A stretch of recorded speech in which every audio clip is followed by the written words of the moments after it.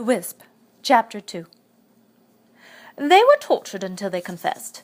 For those who continued to deny their guilt, there was a test, the water test. A suspected witch was held under water. If she died, she was found innocent and buried in sacred ground. If she lived, she was proven a demon's handmaiden.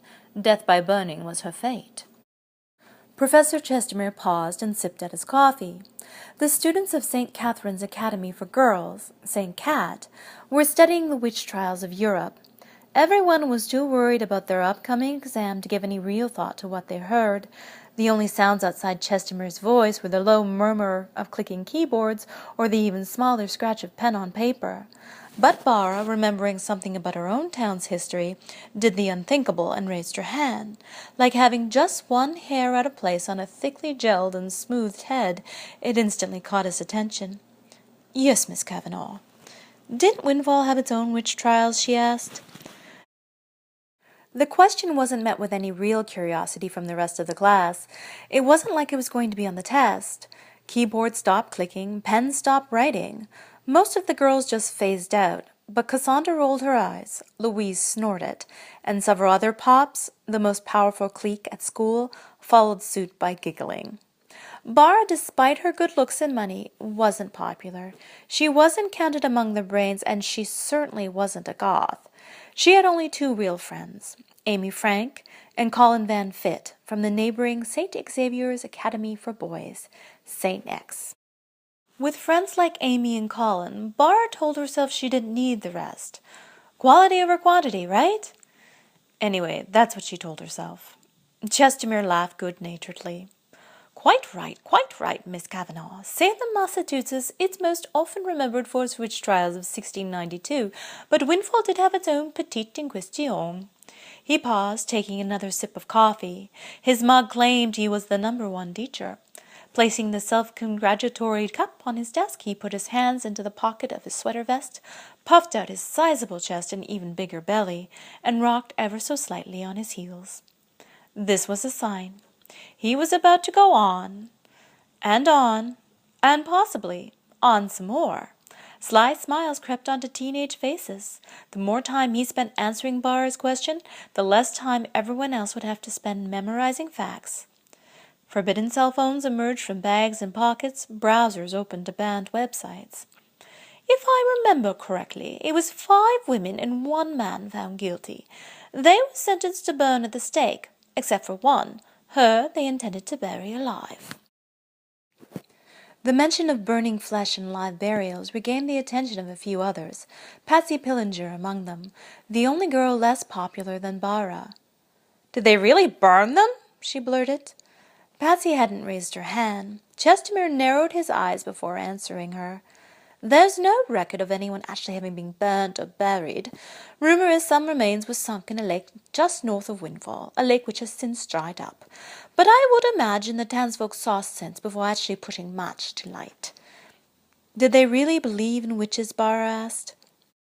Most of the other girls, realizing no grotesque story of witch-burning was to come, shifted focus back to where it had been. The tech-inclined texted or surfed, the brains caught up on homework, and most everyone else drifted back into daydreams. Chestermere might as well have only been talking to Bara. She was the only one listening, but then a small, sparking touch on her shoulder split her focus. Assuming it was Amy, her first thought was to ignore it. But there was a second, more insistent summons. Bara turned around. A bright glare came through the window. She brought her hand up to shield her face and blinked. The light disappeared. When her vision cleared, there was Amy with her head down in a math textbook. Amy didn't look up. She hadn't tapped her shoulder. Okay. Maybe someone had thrown a wad of paper. It wouldn't be the first time. The Pops often used Bara as target practice, but both Louise and Cassandra had their heads down, their concentration focused on their laps. Their hands moved ever so slightly. Then they both giggled, one after the other, obviously texting each other. It hadn't been them either. Bara continued to look around. No one met her eye, and no one seemed to be purposely avoiding it.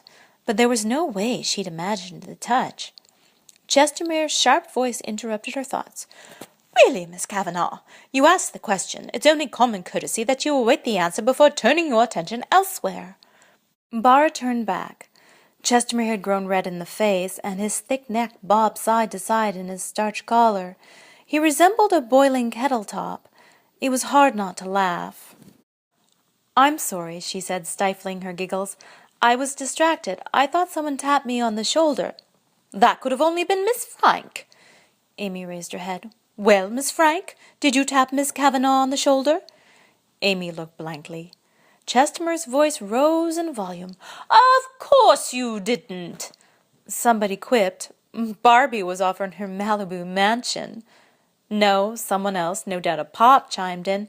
"Her dad lives with Barbie now." Ouch. Bara's parents were freshly divorced and her father newly married to a much younger and blonder woman. Bara was far from okay with it. There were unkind snickers all around.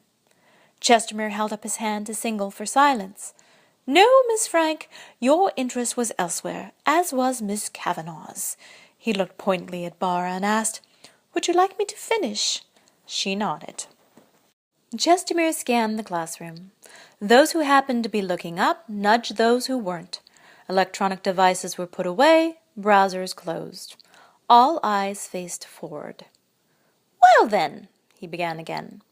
"The women were jailed and tortured. The question is why? Did the townspeople truly believe in witchcraft, witches, demons?" No one responded, and he answered his own question. "They may have practiced ancient ways of healing, a non-Christian religion, nature worship and such, but communing with the dark side."